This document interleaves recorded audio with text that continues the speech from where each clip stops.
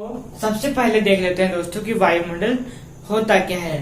तो पृथ्वी को चारों ओर से घेरे हुए आवरण को क्या कहते हैं? वायुमंडल कहते हैं। कि दोस्तों कि यह पृथ्वी है। क्या है? यह पृथ्वी है दोस्तों। और पृथ्वी के चारों ओर से घेरे, मतलब पृथ्वी के चारों ओर से जो आवरण है, पृथ्वी के चारों ओर से घेरे हुए आवरण को हम वायुमंडल कहते हैं। तो पृथ्वी को चारों ओर से घेरे हुए आवरण को दोस्तों हम वायुमंडल कहते हैं। तो आपको समझ में आ गया वायुमंडल की परिभाषा कि वायुमंडल किसे कहते हैं। अब है वायुमंडल का निर्माण। कि दोस्तों वायुमंडल के निर्माण में उत्तरदायी कारण कौन कौन से हैं? तो 3 उत्तरदायी कारण हैं। पहला सौर पवन, दूसरा गैसीय पवन और तीसरा प्रकाश संश्लेषण। तो वायुमंडल के निर्माण में दोस्तों 3 उत्तरदायी कारण हैं: सौर पवन, गैसीय पवन और प्रकाश संश्लेषण। दोस्तों सौर पवन से 2 गैसें बनती है। सौर पवन से हाइड्रोजन गैस और हीलियम गैस बनती है। मतलब कि सौर पवन से हाइड्रोजन और हीलियम गैस का निर्माण होता है, या हम इसे कह सकते हैं सौर पवन से हाइड्रोजन और हीलियम गैस बनती है। और गैसीय पवन से दोस्तों कार्बन डाइऑक्साइड, नाइट्रोजन, अमोनिया, जलवाष्प और धूल के कण बनते हैं। तो दोस्तों गैसीय पवन से कार्बन डाइऑक्साइड, नाइट्रोजन, अमोनिया और जलवाष्प और धूल के कण बनते हैं। मतलब कि सौर पवन से इन सभी का निर्माण होता है। और प्रकाश संश्लेषण से दोस्तों ऑक्सीजन बनती है। क्या? प्रकाश संश्लेषण से दोस्तों ऑक्सीजन बनती है। मतलब कि प्रकाश संश्लेषण से ऑक्सीजन का निर्माण होता है। तो आपको समझ में आ गया। तो वायुमंडल के निर्माण में उत्तरदायी कारण कौन कौन से हैं? पहला सौर पवन, दूसरा गैसीय पवन और तीसरा प्रकाश संश्लेषण। और अब अगला टॉपिक है दोस्तों प्रकाश संश्लेषण क्या होता है। तो प्राकृतिक वनस्पति द्वारा सूर्य प्रकाश की उपस्थिति में भोजन बनाने की जो क्रिया है वह उसे ही हम प्रकाश संश्लेषण कहते हैं। ये प्राकृतिक वनस्पति द्वारा सूर्य प्रकाश, मतलब सूर्य के प्रकाश की उपस्थिति में भोजन बनाने की जो क्रिया है उस क्रिया को हम प्रकाश संश्लेषण कहते हैं। तो यहाँ से 2 क्वेश्चन बनते हैं दोस्तों कि वायुमंडल क्या होता है। तो पृथ्वी को चारों ओर से घेरे हुए आवरण को वायुमंडल कहते हैं। दूसरा वायुमंडल के निर्माण में उत्तरदायी कारण कौन कौन से हैं? सौर पवन, गैसीय पवन और प्रकाश संश्लेषण दोस्तों। तो अब वायुमंडल के बारे में आगे जानकारी देख लेते हैं। आगे है दोस्तों वायुमंडल की उपयोगिता कि वायुमंडल की क्या उपयोगिता है। कि वायुमंडल की क्या उपयोगिता है दोस्तों? 3 उपयोगिता है। पहली उपयोगिता है सजीव जगत के लिए ऊष्मा, गैस और जल की प्राप्ति दोस्तों वायुमंडल से होती है। तो ये क्या है? यह है जल की उपयोगिता है कि सजीव जगत के लिए ऊष्मा, गैस और जल की प्राप्ति वायुमंडल से होती है। तो ये क्या है? यह है दोस्तों वायुमंडल की उपयोगिता है। और दूसरी है मौसम जलवायु संबंधी क्रियाओं का नियंत्रण और प्रभावशाली संचालन दोस्तों वायुमंडल करता है। तो ये क्या है? यह वायुमंडल की उपयोगिता है कि मौसम जलवायु संबंधी क्रियाओं का नियंत्रण, उन पे नियंत्रण और प्रभावशाली संचालन दोस्तों वायुमंडल करता है। तो ये क्या है? ये वायुमंडल की उपयोगिता है। तीसरी है दोस्तों जीवन जीने योग्य पृथ्वी का औसत तापमान बनाए रखता है। कि दोस्तों जीवन जीने योग्य पृथ्वी का औसत तापमान बनाए रखता है। तो आपसे पूछा जाएगा कि जीवन जीने योग्य पृथ्वी का औसत तापमान कितना है। तो जीवन जीने योग्य पृथ्वी का औसत तापमान दोस्तों 15 डिग्री सेंटीग्रेड है। क्या है? 15 डिग्री सेंटीग्रेड जीवन जीने योग्य पृथ्वी का औसत तापमान है। तो ये थी हमारी 3 सजीव जगत के लिए ऊष्मायन गैस की प्राप्ति, मौसम जलवायु संबंधी क्रियाओं का उसमें नियंत्रण और प्रभावशाली संचालन, और जीवन जीने योग्य पृथ्वी का औसत तापमान बनाए रखता है वायुमंडल। तो ये तीनों क्या थी? ये तीनों वायुमंडल की उपयोगिता थी दोस्तों। तो ये कंप्लीट हो गई उपयोगिता। और अगला टॉपिक है दोस्तों हमारा वायुमंडल का संगठन। क्या? वायुमंडल का संगठन। दोस्तों हमने देखा था कि वायुमंडल क्या है। तो वायुमंडल क्या है? वायुमंडल वायु का आवरण है। क्या है? वायुमंडल दोस्तों वायु का आवरण है। परंतु वायु क्या है? तो वायु दोस्तों एक मिश्रण है। क्या है दोस्तों? कि आप यहाँ वायुमंडल क्या है? वायु का आवरण है। तो आपसे पूछ लेगा कि फिर वायु क्या है? तो वायु दोस्तों मिश्रण है। क्या है? वायु मिश्रण है दोस्तों। तो आपसे क्वेश्चन यहाँ से और बनता है कि वायु किसका मिश्रण है? तो 3 चीज पदार्थों का मिश्रण है, गैसों का, है ना, और जल वाष्प का और एरोसोल का मिश्रण है दोस्तों वायु। इन तीनों का मिश्रण है, मतलब कि वायु में दोस्तों ये तीनों गैसें, जल वाष्प और एरोसोल, ये तीनों मिश्रण है वायु में। तो ये तीनों क्या है? ये तीनों वायु के मिश्रण हैं। और दोस्तों यहाँ एक बात और कि दोस्तों जो गैसें हैं, जो गैसें हैं दोस्तों, ये है भी 2 प्रकार की होती है। एक स्थायी गैस है और दूसरी परिवर्तनशील गैसें। तो कितने प्रकार की होती है गैसें? गैसें दोस्तों 2 प्रकार की होती है। पहली स्थायी गैसें और दूसरी परिवर्तनशील गैसें। और स्थायी गैसें में नाइट्रोजन गैस आती है, ऑक्सीजन गैस आती है और ओरियन गैस आती है। ओरियन गैस आती है। तो स्थायी गैस में कौन कौन सी गैस आती है? नाइट्रोजन, ऑक्सीजन, ओरियन गैस, ये सभी गैसें स्थायी गैस में आती है। मतलब कि ये सभी गैसें स्थायी गैसें, और जो बाकी की जो गैसें हैं वह परिवर्तनशील गैसें हैं। तो आपको समझ में आ गया वायु का संगठन टॉपिक कि वायुमंडल वायु का आवरण है और वायु एक मिश्रण है, और वायु किनका मिश्रण है? गैसों, जलवाष्प और एरोसोल का मिश्रण है। और गैसें इस 2 प्रकार होती है, स्थायी गैसें और परिवर्तनशील गैसें। नाइट्रोजन, ऑक्सीजन और ओरियन स्थायी गैसें हैं, और जो बाकी की जो गैसें वो परिवर्तनशील गैसें हैं दोस्तों। और वायुमंडल की उपयोगिता के ये तीनों क्या है? ये सभी क्या है? ये सभी तीनों वायुमंडल की उपयोगिता है दोस्तों।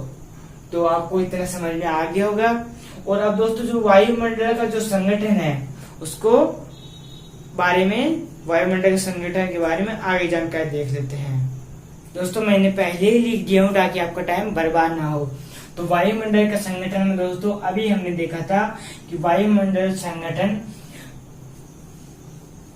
जो गैसें है, वायुमंडल संगठन में जो दोस्तों जो गैसें हैं वो 2 प्रकार की होती है गैसें, स्थायी गैसें और परिवर्तनशील गैसें। और स्थायी गैसें में 3 गैसें होती है, नाइट्रोजन गैस, ऑक्सीजन गैस और ऑर्गन गैस। ये सभी गैसें क्या है? ये सभी गैस स्थायी गैसें हैं और ये सभी गैस परिवर्तनशील गैस हैं दोस्तों, अभी हमने देखा था। तो दोस्तों जो स्थायी गैसें हैं और उनमें स्थायी गैसें में तो पहली गैस है नाइट्रोजन गैस।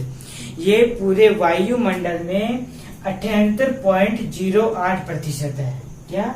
पूरे वायुमंडल में दोस्तों 78.08% दोस्तों नाइट्रोजन गैस है, जो कि एक स्थायी गैस है। और दूसरी ऑक्सीजन। ऑक्सीजन पूरे वायुमंडल में 20.95% है। क्या है? पूरे वायुमंडल में दोस्तों ऑक्सीजन गैस 20.95% है। और जो ऑर्गन गैस है वह पूरे वायुमंडल में 0.93% है। क्या है? 0.93% है दोस्तों ऑर्गन गैस। तो ये सभी गैस क्या है? ये सभी गैस दोस्तों स्थायी गैसें हैं। कौन कौन सी? नाइट्रोजन दोस्तों जो कि 78.08% है, ऑक्सीजन 20.95% है और ऑर्गेनिक गैस 0.93% है। और परिवर्तनशील गैसों में दोस्तों बाकी की गैसें आती है। बाकी की गैस में आती है carbon dioxide gas, neon gas, helium gas, krypton gas, xenon gas और हाइड्रोजन गैस और ओजोन गैस। ये सभी गैसें क्या है? ये सभी गैस परिवर्तनशील गैसें हैं। और परिवर्तनशील गैसें में पहली है कार्बन डाइऑक्साइड गैस। तो कार्बन डाइऑक्साइड गैस दोस्तों ये पूरे वायुमंडल में 0.038% है। क्या है? 0.038% दोस्तों कार्बन डाइऑक्साइड पाई जाती है। और नियोन गैस दोस्तों पूरे वायुमंडल में 0.0018% पाई जाती है। क्या? नियोन गैस दोस्तों 0.0018% पाई जाती है। और जो हीलियम गैस है यह 0.0005% पाई जाती है। दोस्तों जो हीलियम गैस है पूरे वायुमंडल में 0.0005% पाई जाती है। और दोस्तों अगली है क्रिप्टॉन गैस। दोस्तों जो क्रिप्टॉन गैस है यह पूरे वायुमंडल में 0.0001% पाई जाती है। कितने प्रतिशत?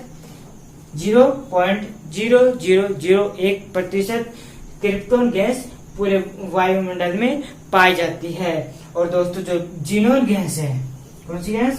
दोस्तों जो जिनोन गैस है ये पूरे वायुमंडल में 0.00009% पाई जाती है। कितनी? 0.00009% दोस्तों जिनोन गैस पाई जाती है। और दोस्तों अगली है हाइड्रोजन गैस। तो दोस्तों जो हाइड्रोजन गैस है यह हाइड्रोजन गैस वायुमंडल में 0.00005% पाई जाती है। कितने प्रतिशत? 0.00005% दोस्तों हाइड्रोजन गैस पाई जाती है वायुमंडल में। और ओजोन गैस दोस्तों जो ओजोन गैस है यह पूरे वायुमंडल में 0.00004% पाई जाती है। कितने प्रतिशत?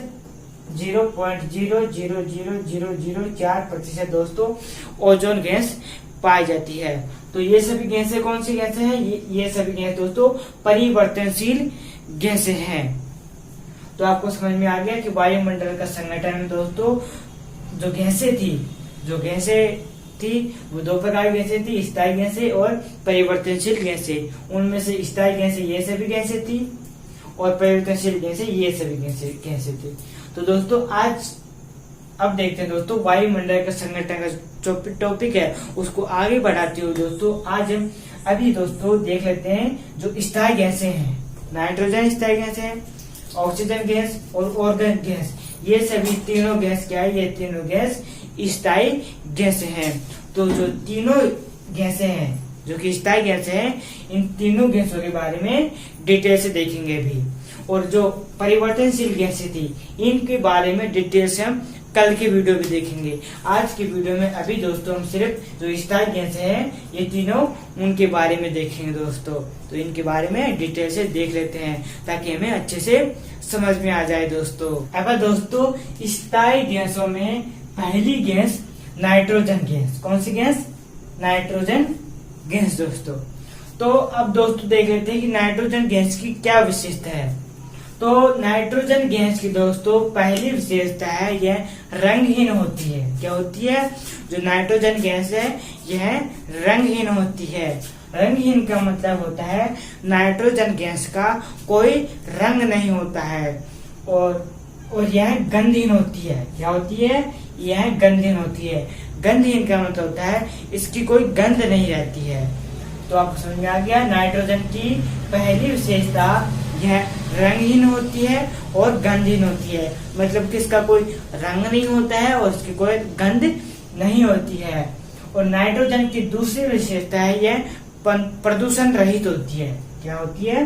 प्रदूषण रहित होती है दोस्तों नाइट्रोजन गैस। मतलब कि नाइट्रोजन गैस से दोस्तों कोई प्रदूषण नहीं फैलता है।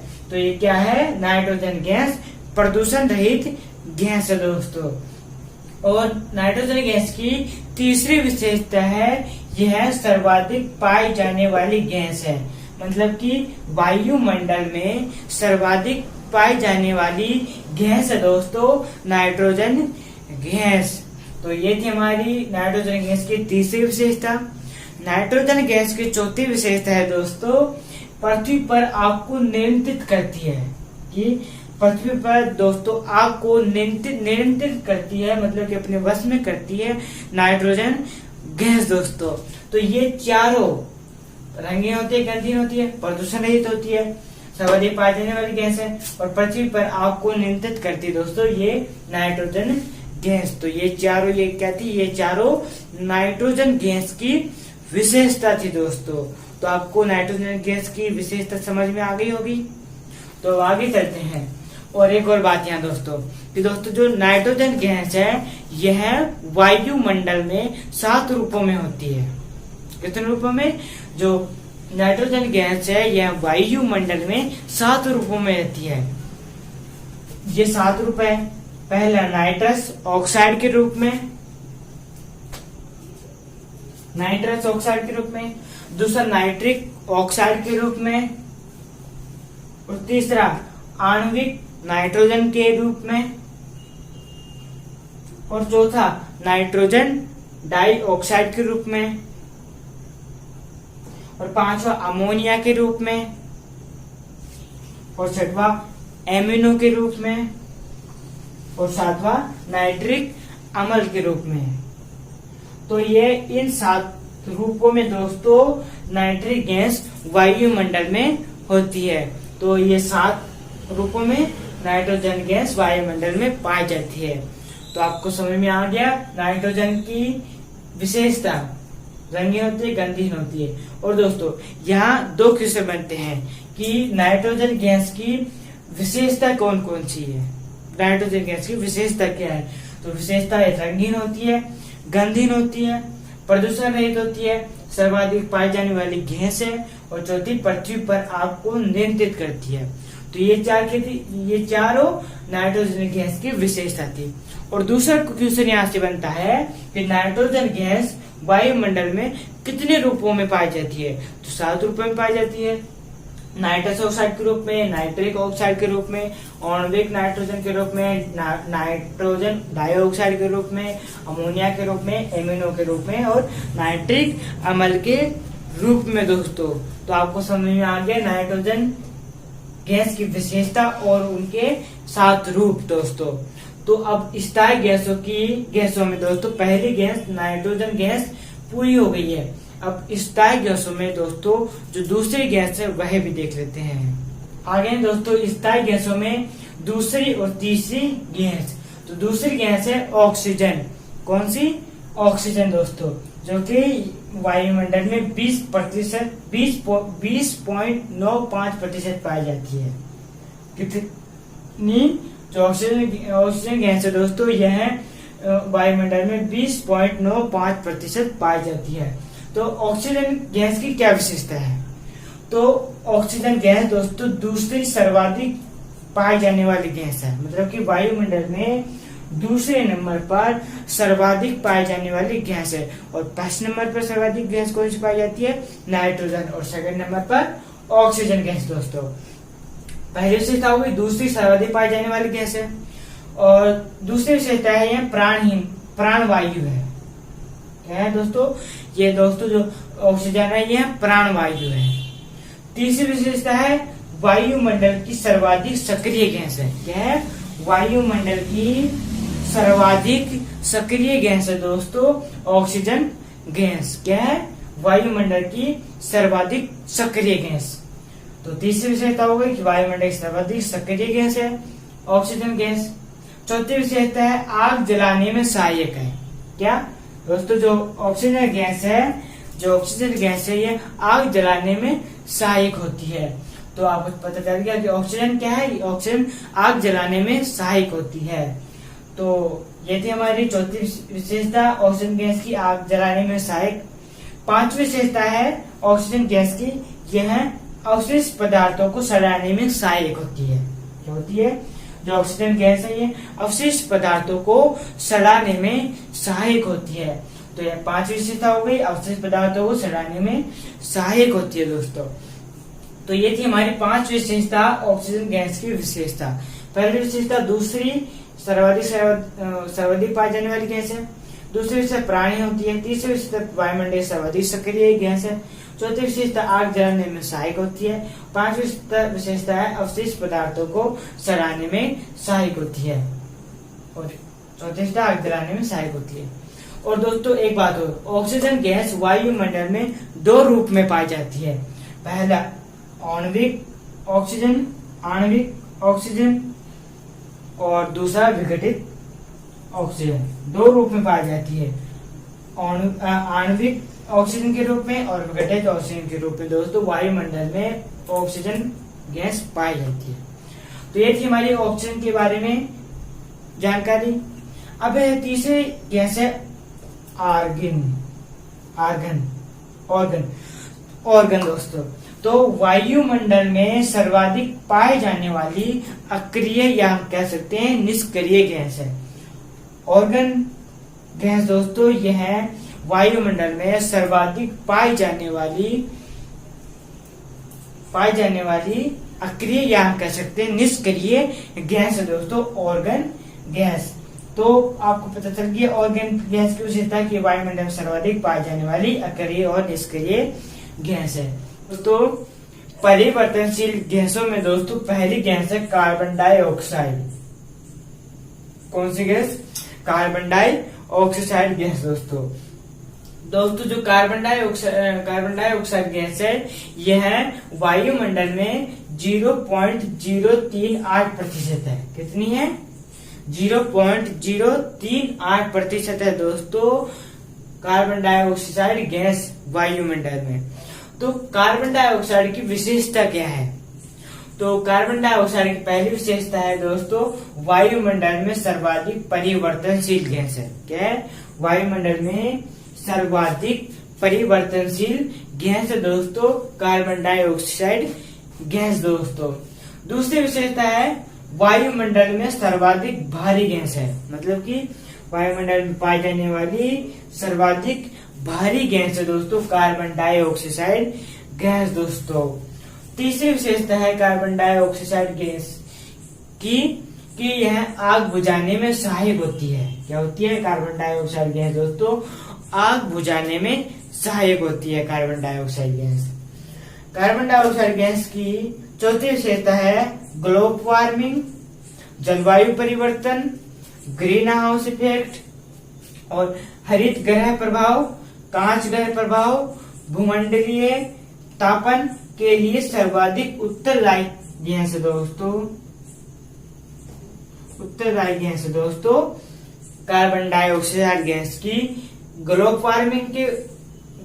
वार्मिंग, जलवायु परिवर्तन, ग्रीन हाउस इफेक्ट, हरित ग्रह प्रभाव, कांच ग्रह प्रभाव और भूमंडलीय तापमान के लिए सर्वाधिक उत्तरदायी गैस है दोस्तों कार्बन डाइऑक्साइड गैस दोस्तों।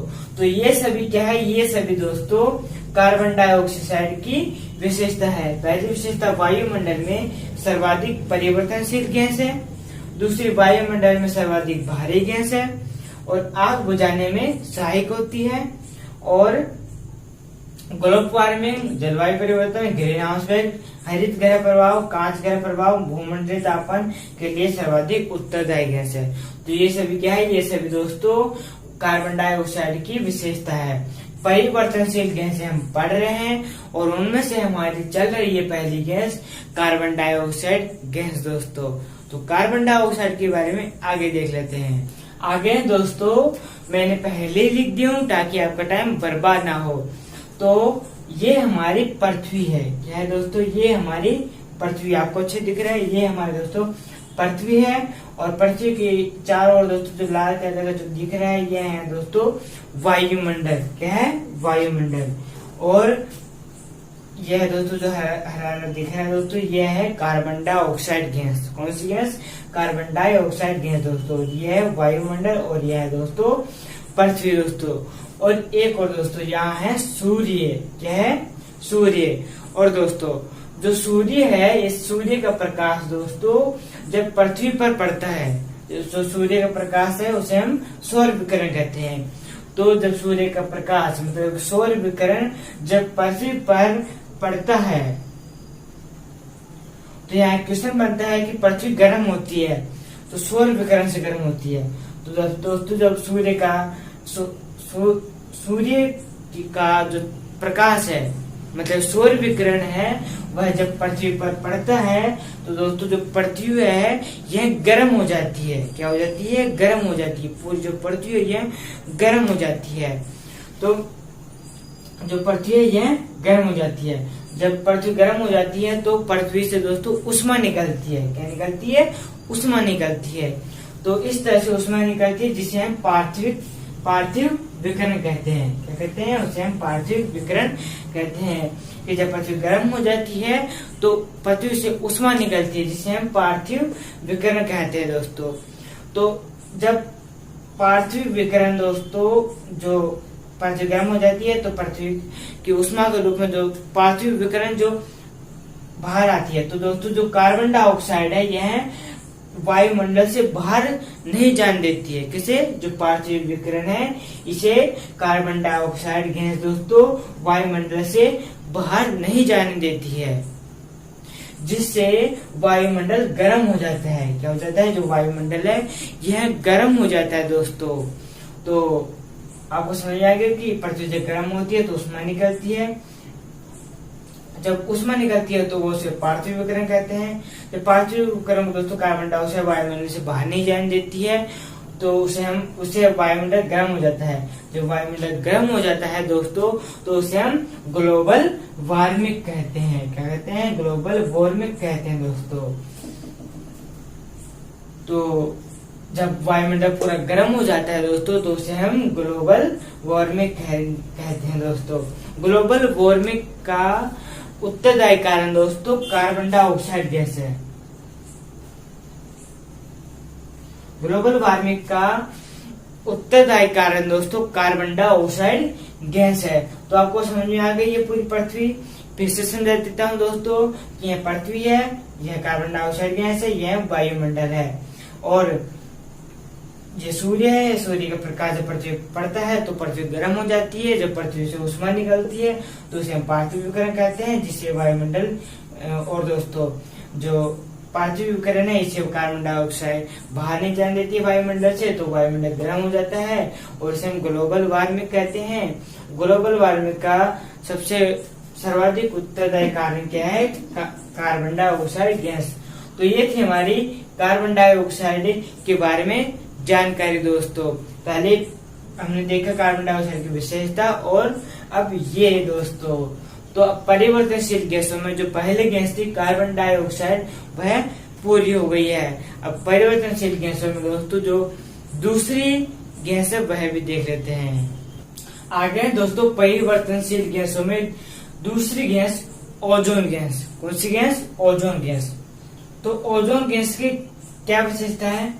तो ओजोन गैस दोस्तों वायुमंडल में 12 किलोमीटर से 35 किलोमीटर ऊंचाई पर समताप मंडल में पाई जाती है। कहाँ पाई जाती है दोस्तों? 12 से 35 किलोमीटर की ऊंचाई पर समताप मंडल में पाई जाती है दोस्तों ओजोन गैस। और इसकी दूसरी विशेषता है ओजोन गैस दोस्तों सूर्य से आने वाली पराबैंगनी किरणों को अवशोषित कर पृथ्वी पर आने से रोकती है। क्या करती है? सूर्य से जो पराबैंगनी किरणें आती है उनको दोस्तों किरणों को अवशोषित करती है, अवशोषित कर पृथ्वी पर आने से रोकती है। तो उसे हम क्या कहते हैं? उसे हम ओजोन गैस कहते हैं। तो कौन सी गैस रोकती है? ओजोन गैस रोकती है दोस्तों। मतलब दोस्तों जो ओजोन गैस है एकमात्र पृथ्वी का कवच है। क्या है? पृथ्वी की सुरक्षा का कवच है दोस्तों। किस प्रकार? जब जो पराबैंगनी किरणें आती है उनको अवशोषित कर पृथ्वी पर आने से रोकती है। तो ये पृथ्वी का कवच है। तो आपको समझ में आ गया ओजोन वायुमंडल में 12 से 13 किलोमीटर की ऊंचाई पर समताप मंडल में पाई जाती है। और ओजोन गैस में है दोस्तों ओजोन छिद्र। क्या? ओजोन छिद्र। तो ये ओजोन छिद्र क्या होता है कि ओजोन परत की मोटाई में कमी क्या कहलाती है? ओजोन छिद्र कहलाती है। क्या कहलाती है दोस्तों? ओजोन परत में, ओजोन परत की जो मोटाई है उसमें कमी क्या कहलाती है? ओजोन छिद्र कहलाती है। जैसे कि दोस्तों ये हमारी पृथ्वी है। क्या है दोस्तों? ये हमारी पृथ्वी है और ये हमारी पृथ्वी का धरातल है। क्या है? ये हमारी पृथ्वी का धरातल है। और हमने देखा था कि ये समताप मंडल है और समताप मंडल में दोस्तों जो ओजोन गैस है ये 12 से 35 किलोमीटर की ऊंचाई पर रहती है। 12 से 35 किलोमीटर की ऊंचाई के बीच में दोस्तों ओजोन परत पाई जाती है। के बीच में ओजोन परत पाई जाती है। समताप मंडल में के बीच में दोस्तों ओजोन परत पाई जाती है। और दोस्तों धरातल से गैसें ऊपर जाती है, जैसे कि CFC जिसे हम क्लोरोफ्लोरोकार्बन कहते हैं, दूसरी HFC जिसे हम हाइड्रोफ्लोरोकार्बन कहते हैं, PFC पर फ्लोरोकार्बन इसे हम कहते हैं। तो CFC को क्लोरोफ्लोरोकार्बन, HFC को हाइड्रोफ्लोरोकार्बन, PFC को पर फ्लोरोकार्बन। तो ये सभी दोस्तों हमारे पृष्ठ तलक में फ्रिज और एसी, ये सभी दोस्तों गैसें दोस्तों पृष्ठ तलक में जो फ्रिज और एसी है। फ्रिज और एसी दोस्तों ये क्या है? ठंडी करने वाली वस्तु है। ठंडी किसी भी वस्तु को ठंडी करती है। तो ठंडी करने वाली वस्तु को क्या कहते हैं? जो भी ठंडी करने वाली वस्तु होती है, जो ठंडा करती है किसी को भी, उनको हमको क्या कहते हैं? उसे हम परिशीतलक कहते हैं। क्या कहते हैं? उसे हम परिशीतलक कहते हैं। तो ये सभी गैसें कौन कौन सी? क्लोरोफ्लोरोकार्बन, हाइड्रोफ्लोरोकार्बन और पर फ्लोरोकार्बन, ये सभी गैसें दोस्तों परिशीतलक में से ऊपर जाती है। परिशीतलक में से ऊपर जाती है और ऊपर जाती है दोस्तों। और जो ये ओजोन परत है, ओजोन परत की दोस्तों जो मोटाई है उसमें कमी कर देती है। क्या करती है? ओजोन परत की जो मोटाई है दोस्तों उसमें कमी कर देती है। तो इसी को हम क्या कहते हैं? इसी को हम दोस्तों ओजोन छिद्र कहते हैं। तो आपको आसानी समझ में आ गया। फिर से समझा देता हूँ दोस्तों कि ओजोन परत की जो मोटाई है उसमें कमी क्या कहलाती है? ओजोन छिद्र कहलाती है। जैसे कि ये हमारी पृथ्वी है और पृथ्वी के दोस्तों ये समताप मंडल है और समताप मंडल के बीच में ओजोन परत मतलब ओजोन गैस पाई जाती है वहाँ। और दोस्तों यहाँ धरातल से दोस्तों CFC जिसे हम क्लोरोफ्लोरोकार्बन कहते हैं, HFC जिसे हम हाइड्रोफ्लोरोकार्बन कहते हैं, PFC जिन्हें हम पर फ्लोरोकार्बन कहते हैं, ये सभी गैसें दोस्तों हमारे पृष्ठ तलक में से ऊपर जाती है। और यहाँ ओजोन परत में ओजोन परत की जो मोटाई है उसमें कमी कर देती है। इसे हम दोस्तों ओजोन छिद्र कहते हैं। और एक बात और, ओजोन छिद्र का सबसे पहले पता दोस्तों मतलब कि ओजोन छिद्र का सर्वप्रथम पता अंटार्कटिका महाद्वीप में 1984 ईस्वी में पता चला था। कि दोस्तों सर्वप्रथम पता दोस्तों अंटार्कटिका महाद्वीप में जो छिद्र हुआ था उससे दोस्तों 1984 में उससे दोस्तों ओजोन छिद्र का पता चला था। सर्वप्रथम सबसे पहला पता अंटार्कटिका महाद्वीप में चला था। और एक बात और बहुत ही इम्पोर्टेंट, ये हर पेपर में पूछा जाता है कि दोस्तों 16 सितंबर को दोस्तों विश्व ओजोन दिवस मनाया जाता है। आपसे पूछा जाएगा दोस्तों कि विश्व ओजोन दिवस कब मनाया जाता है, तो उसका आंसर होगा 16 सितंबर। तो दोस्तों 16 सितंबर को विश्व ओजोन दिवस मनाया जाता है। और इस ओजोन छिद्र का सर्वप्रथम पता अंटार्कटिका महाद्वीप में 1984 में लगा था। और दोस्तों ओजोन क्या कहलाती है? ओजोन सूर्य से आने वाली पराबैंगनी किरणों को अवशोषित कर पृथ्वी पर आने से रोकती है, तो उसे हम ओजोन गैस कहते हैं। तो परिवर्तनशील गैसें में जो दूसरी गैस है ओजोन गैस, वो आपको समझ में आ गई। और ओजोन गैस में दोस्तों जो ओजोन छिद्र है वो भी आपको समझ में आ गया होगा दोस्तों। तो अब आगे चलते हैं। आगे दोस्तों परिवर्तनशील गैसों में तीसरी गैस हाइड्रोजन गैस। कौन सी गैस? Hydrogen gas. तो हाइड्रोजन गैस की क्या विशेषता है?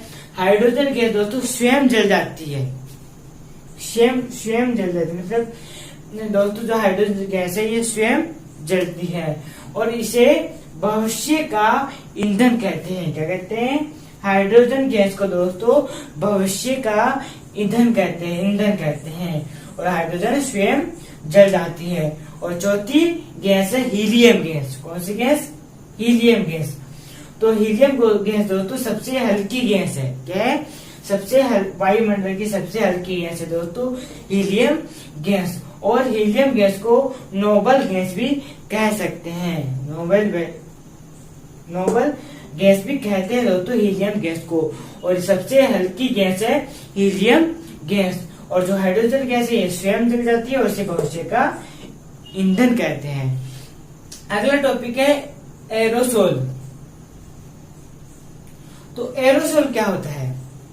तो दोस्तों हाइड्रोजन और हीलियम समझ में आ गया। अगला है एरोसोल, धूल के कण और तरल बूंदों का सम्मिश्रण। जो धूल के कण है वह तरल बूंदों का सम्मिश्रण होता है। क्या होता है दोस्तों? जो धूल के कण है यह तरल बूंदों का सम्मिश्रण होता है। तो उसी को हम एरोसोल कहते हैं कि दोस्तों धूल के कण और तरल बूंदों का जो सम्मिश्रण होता है उसे हम एरोसोल कहते हैं। और एरोसोल के कारण दोस्तों वायुमंडल में प्रकाश का प्रकीर्णन होता है। एरोसोल के कारण दोस्तों वायुमंडल में प्रकाश का प्रकीर्णन होता है। और प्रकाश का जो प्रकीर्णन है उसके कारण दोस्तों आकाश का जो रंग है वह नीला दिखाई देता है। किसके कारण? प्रकाश का प्रकीर्णन के कारण। दोस्तों एरोसोल क्या है? धूल के कण और तरल बूंदों का सम्मिश्रण है। और एरोसोल के कारण वायुमंडल में प्रकाश का प्रकीर्णन होता है। और प्रकाश का प्रकीर्णन होता है तो उसके कारण दोस्तों जो आकाश है उसका जो रंग है वह हमें नीला दिखाई देता है। तो पृथ्वी के चारों अगला है पृथ्वी के चारों ओर वायुमंडल के होने के कारण जो आकाश है उसका रंग नीला दिखाई देता है। किसके कारण? जो पृथ्वी है उसके चारों ओर जो दोस्तों जो वायुमंडल है उसी के कारण दोस्तों जो आकाश है उसका रंग हमें नीला दिखाई देता है। और अगर पृथ्वी के चारों ओर वायुमंडल नहीं होता, अगर पृथ्वी चारों वायुमंडल नहीं होता दोस्तों तो जो आकाश है उसका रंग हमें काला दिखाई देता है। क्या दिखाई देता है? जो आकाश है उसका रंग हमें काला दिखाई देता अगर वायुमंडल नहीं होता। अभी तो है वायुमंडल, इसलिए हमको जो आकाश उसका रंग नीला दिखाई देता है। और जो अंतरिक्ष यात्री हैं, जो अंतरिक्ष में जाते हैं, मतलब कि जो उन्हें हम क्या कहते हैं? उन्हें हम अंतरिक्ष यात्री कहते हैं। तो जो अंतरिक्ष यात्री है उनको जो आकाश है वह काला दिखाई देता है। आकाश का जो रंग है, अंतरिक्ष यात्री को आकाश का जो रंग है वह दोस्तों वह काला दिखाई देता है दोस्तों। तो आपको समझ में आ गया एरोसोल क्या होता है? धूल के कण और तरल बिंदुओं का सम्मिश्रण होता है। एरोसोल के कारण वायुमंडल में प्रकाश का प्रकीर्णन होता है। प्रकीर्णन के कारण आकाश का रंग नीला दिखाई देता है। अगर पृथ्वी के चारों वायुमंडल के कारण आकाश का रंग नीला दिखाई देता है। अगर वायुमंडल न हो तो हमें आकाश का रंग काला दिखाई देता है। और हाइड्रोजन स्वयं जल जाती है और भविष्य का ईंधन कहते हैं। हीलियम गैस सबसे हल्की गैस है और नोबल गैस भी से कह सकते हैं। तो आपको समझ आ गया हाइड्रोजन गैस, हीलियम गैस और एरोसोल दोस्तों। तो आपको पूरा अब तक का आपको जो समझ में आ गया हो दोस्तों। तो अब आगे चलते हैं। आगे है दोस्तों जलवाष्प। क्या है? जलवाष्प। तो जलवाष्प की क्या क्या विशेषता है? तो दोस्तों जो जलवाष्प है ये वायुमंडल में सर्वाधिक परिवर्तनशील अवयव है। तो आपको क्वेश्चन पूछा है कि वायुमंडल में सर्वाधिक परिवर्तनशील अवयव कौन सा है, तो वह है जल वाष्प दोस्तों। और दोस्तों जो जल वाष्प है यह पृथ्वी के तापमान को नियंत्रित करती है। दोस्तों जो जल वाष्प है यह हमारे पृथ्वी के तापमान को नियंत्रित करती है, अपने वश में करती है। तो जल वाष्प पहली विशेषता वायुमंडल में सर्वाधिक परिवर्तनशील अवयव को जल वाष्प कहते हैं।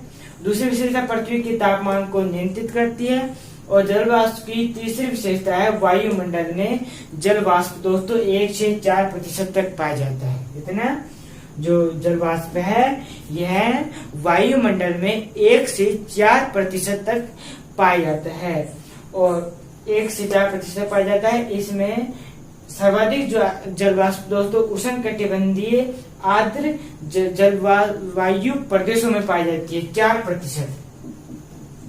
और न्यूनतम मतलब सबसे कम जल वाष्प दोस्तों उष्णकटिबंधीय मरुस्थल प्रदेश में पाई जाती है 0 से 1% तक। तो आपको समझ में आ गया जल वाष्प की विशेषता। पहली विशेषता है वायुमंडल में सर्वाधिक परिवर्तनशील अवयव है जल वाष्प। दूसरी विशेषता है पृथ्वी के तापमान को नियंत्रित करती है। तीसरी विशेषता है वायुमंडल में जल वाष्प 1 से 4% तक पाए जाते हैं। चौथी विशेषता है सर्वाधिक जल वाष्प दोस्तों उष्णकटिबंधीय आर्द्र जलवायु प्रदेशों में पाया जाता है 4% तक। और पांचवी विशेषता है न्यूनतम जल वाष्प दोस्तों उष्णकटिबंधीय मरुस्थल क्षेत्रों में पाई जाती है 0 से 1% तक दोस्तों। तो आपको समझ में आ गया होगा जल वाष्प दोस्तों। टॉपिक है वायुमंडल की संरचना। क्या है वायुमंडल की संरचना दोस्तों हमने देखा था कि जो वायुमंडल है यह क्या है, यह बहुस्तरीय गैसीय आवरण है। क्या है बहुस्तरीय गैसीय आवरण है दोस्तों वायुमंडल। और वायुमंडल की संरचना में दोस्तों सबसे पहले हम देखेंगे वायुमंडल की परतें। क्या देखेंगे वायुमंडल की संरचना में दोस्तों सबसे पहला हम देखेंगे वायुमंडल की कौन कौन सी परतें हैं। तो दोस्तों वायुमंडल की 4 परतें हैं। कौन कौन सी वायुमंडल दोस्तों 4 परतें होती है। पहली परत है क्षोभ मंडल, दूसरी समताप मंडल, और तीसरी है मध्य मंडल, और चौथी है ताप मंडल दोस्तों। तो कितनी परतें हैं वायुमंडल दोस्तों 4 परतें हैं। और क्षोभ मंडल जो परत है दोस्तों उसको इंग्लिश में ट्रोपोस्फेयर कहते हैं। और समताप जो मंडल को दोस्तों इंग्लिश में स्ट्रेटोस्फेयर कहते हैं।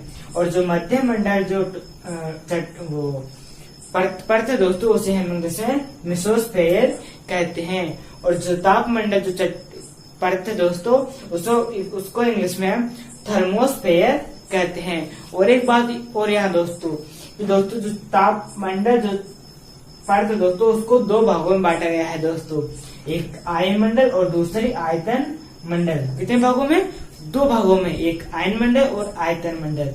आयतन मंडल को दोस्तों बहिर्मंडल भी हम कह सकते हैं। तो आपको समझ में आ गया कि वायुमंडल की 4 परतें हैं, क्षोभ मंडल, समताप मंडल, मध्य मंडल, ताप मंडल। ताप मंडल के 2 भाग है आयन मंडल और आयतन मंडल। और एक बात और यहाँ आपको पता रहना चाहिए दोस्तों कि कई बुकों में दोस्तों वायुमंडल की 5 परतें बताई गई है। कितनी परतें 5 परतें बताई गई है।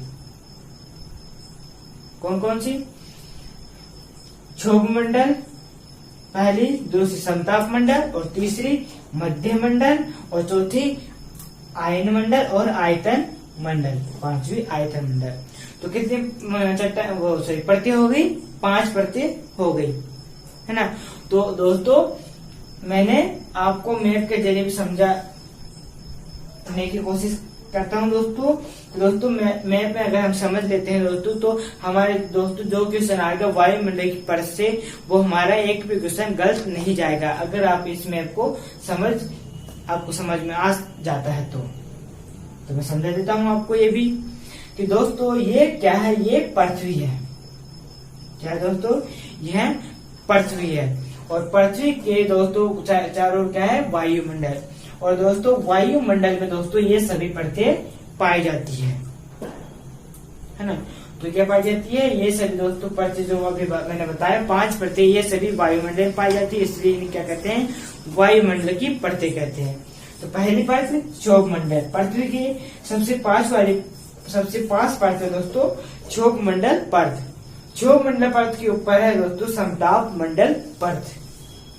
समताप मंडल के ऊपर है दोस्तों मध्य मंडल परत। कौन सी? मध्य मंडल परत। और मध्य मंडल परत के ऊपर दोस्तों परत है आयन मंडल परत। कौन सी परत? आयन मंडल परत। और आयन मंडल परत दोस्तों सबसे ऊपर है बहिर्मंडल परत। बहिर्मंडल परत मतलब कि आयतन मंडल परत दोस्तों। तो क्लियर? कोई डाउट यहाँ तक? तो आपसे यहाँ दोस्तों क्वेश्चन पूछा जाता है कि क्रम से क्वेश्चन पूछा जा सकता है कि सभी परतों का क्रम क्या है नीचे से ऊपर तक। सबसे नीचे सौरमंडल, उससे ऊपर समताप मंडल, उससे ऊपर मध्य मंडल, मध्य मंडल से ऊपर आयन मंडल, आयन मंडल से ऊपर बहिर्मंडल। तो आपको कई बार दोस्तों क्रम भी इसका परतों का क्रम भी पूछा जा सकता है दोस्तों। तो और दोस्तों एक बात और यहाँ जो क्षोभ मंडल जो परत है और जो समताप मंडल परत है, इन दोनों परतों को दोस्तों क्षोभ सीमा अलग करती है। कौन सी सीमा? क्षोभ सीमा दोस्तों इन दोनों परतों को अलग करती है, पृथक करती है। और समताप मंडल और मध्य मंडल परतों को, इन दोनों परतों को दोस्तों समताप सीमा अलग करती है। कौन सी सीमा? समताप सीमा मध्य मंडल और समताप मंडल को अलग करती है दोस्तों। और मध्य मंडल और आयन मंडल को दोस्तों मध्य सीमा अलग करती है। कौन सी सीमा?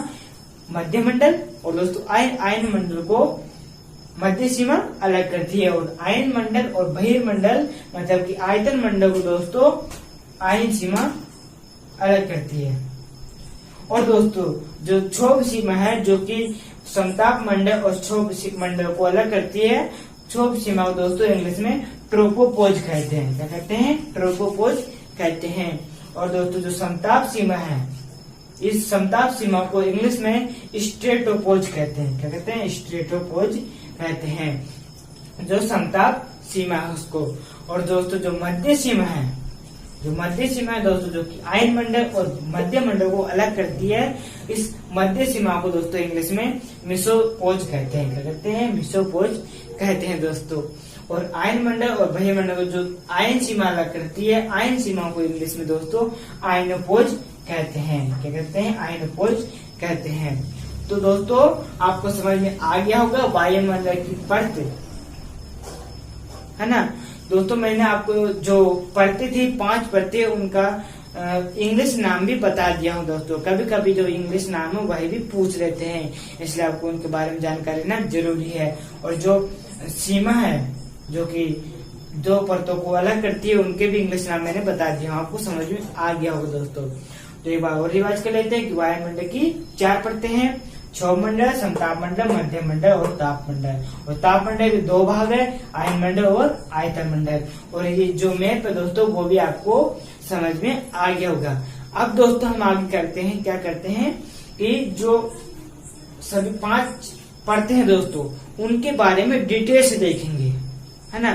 तो डिटेल्स देखने के बाद हमें दोस्तों जो वायुमंडलीय परतें से जो भी क्वेश्चन आएगा वो एक भी पर्सन हमारा गलत नहीं जाएगा दोस्तों। तो अब दोस्तों 5 परतों के बारे में डिटेल से पढ़ना शुरू करने से पहले दोस्तों जो हमारी पहली परत है उसके बारे में देखेंगे। इसके बारे में जो हमारी पहली परत है क्षोभ मंडल परत दोस्तों। तो आप दोस्तों क्षोभ मंडल परत के बारे में डिटेल से देख लेते हैं। दोस्तों मैंने पहले ही लिख दिया हूँ ताकि आपका टाइम बर्बाद ना हो। तो हमारा अब है क्षोभ मंडल। क्षोभ मंडल दोस्तों, तो क्षोभ मंडल की जो औसत दोस्तों, उससे पहले एक बार बता देता हूँ आपको दोस्तों, ये हमारी क्या है, ये हमारी दोस्तों पृथ्वी है। ये हमारी पूरी क्या है, ये हमारी दोस्तों पूरी पृथ्वी है। और ये दोस्तों क्या है, ये है भूमध्य रेखा है। क्या है दोस्तों, ये हमारी पूरी पृथ्वी है और ये दोस्तों भूमध्य रेखा है ना। और दोस्तों भूमध्य रेखा से लेकर 18 किलोमीटर तक दोस्तों क्षोभ मंडल पाया जाता है। कौन सी परत, क्षोभ मंडल परत। कहां से लेकर, भूमध्य रेखा से लेकर वायुमंडल दोस्तों 18 किलोमीटर तक दोस्तों क्षोभ मंडल पाया जाता है। और अगर हम ध्रुव से बात करें, ये दोनों ध्रुव है, अगर हम ध्रुव से बात करें तो ध्रुव से लेकर 8 किलोमीटर तक दोस्तों क्षोभ मंडल पाया जाता है। तो समझ में आ गया कि हमारी पृथ्वी के जो भूमध्य रेखा है वहां से लेकर 18 किलोमीटर तक क्षोभमंडल पाया जाता है। अगर हम ध्रुवों की बात करें, ध्रुवों से 8 किलोमीटर तक दोस्तों क्षोभमंडल पाया जाता है, मतलब कि क्षोभमंडल जो परत है वो पाई जाती है। और दोस्तों एक बात हो, क्षोभमंडल की जो औसत ऊंचाई है वो दोस्तों 13 किलोमीटर है। क्या है? क्षोभमंडल की दोस्तों जो औसत ऊंचाई है दोस्तों वह कितनी है? वह 13 किलोमीटर है दोस्तों। अब है दोस्तों क्षोभमंडल के को कई प्रकार से कहा जाता है, जैसे कि परिवर्तन मंडल भी कहते हैं क्षोभमंडल को, संवहन मंडल भी कहते हैं, विषम मंडल भी कहते हैं। तो हमारा पहला परिवर्तन मंडल क्यों कहते हैं क्षोभमंडल को? तो जब ग्रीष्म ऋतु में दोस्तों जो क्षोभमंडल है उसकी जो ऊंचाई है वह दोस्तों बढ़ जाती है। क्या होती है दोस्तों? ग्रीष्म ऋतु मतलब गर्मी में दोस्तों जो क्षोभमंडल है उसकी जो ऊंचाई है दोस्तों वह बढ़ जाती है। और दोस्तों जब शीत ऋतु आती है तो जो क्षोभमंडल की ऊंचाई वह कम हो जाती है, क्षोभमंडल की ऊंचाई में कमी आ जाती है दोस्तों। तो इसलिए इसे क्या कहते हैं? इसलिए इसे परिवर्तन मंडल कहते हैं। परिवर्तन होता रहता है, ग्रीष्म ऋतु में ऊंचाई बढ़ जाती है और शीत ऋतु में ऊंचाई कम हो जाती है, मतलब परिवर्तन हो रहा है। तो इसलिए क्या कहते हैं? क्षोभमंडल दोस्तों परिवर्तन मंडल भी कहते हैं। तो आपको समझ में आ गया कि क्षोभमंडल को परिवर्तन मंडल क्यों कहते हैं। तो दूसरा है संवहन मंडल। तो अब दोस्तों संवहन मंडल क्यों कहते हैं क्षोभमंडल को? तो दोस्तों गर्म और ठंडा दोस्तों, जब जो क्षोभमंडल है वह गर्म होता है फिर ठंडा हो जाता है, गर्म होता है ठंडा हो जाता है, कभी गर्म हो जाता है कभी ठंडा हो जाता है, तो इस कारण से क्या कहते हैं? इसलिए इसे संवहन मंडल कहते हैं। यह जो क्षोभमंडल ये गर्म ठंडा होता रहता है तो उसलिए इसे क्या कहते हैं? उसलिए इसे दोस्तों संवहन मंडल कहते हैं दोस्तों। तो आपको समझ में आ गया क्षोभमंडल को संवहन मंडल क्यों कहते हैं? गर्म ठंडा होने का। तीसरा है विक्षोभ मंडल। विक्षोभ मंडल, तो विक्षोभ मंडल को कहते हैं मौसम संबंधी परिवर्तन के कारण और पर्यावरणीय परिवर्तन के कारण दोस्तों क्षोभमंडल को दोस्तों विक्षोभ मंडल कहते हैं। तो मौसम संबंधी परिवर्तन कौन कौन से हैं? जैसे वर्षा का आना, चक्रवात आना और बिजली कड़कना और दोस्तों कोहरा जमना। तो मौसम संबंधी परिवर्तन कौन कौन से परिवर्तन होंगे? वर्षा का आना, चक्रवात का आना, बिजली कड़कना, कोहरा दोस्तों ये सभी क्या है? ये सभी मौसम संबंधी परिवर्तन। जितने भी मौसम संबंधी परिवर्तन है दोस्तों उसके कारण दोस्तों क्षोभमंडल को विक्षोभ मंडल कहते हैं। और पर्यावरणीय परिवर्तन कौन कौन से हैं? जैसे ग्लोबल वार्मिंग, अम्लीय वर्षा और वायु प्रदूषण, इन सभी के कारण दोस्तों इसे विक्षोभ मंडल कहते हैं।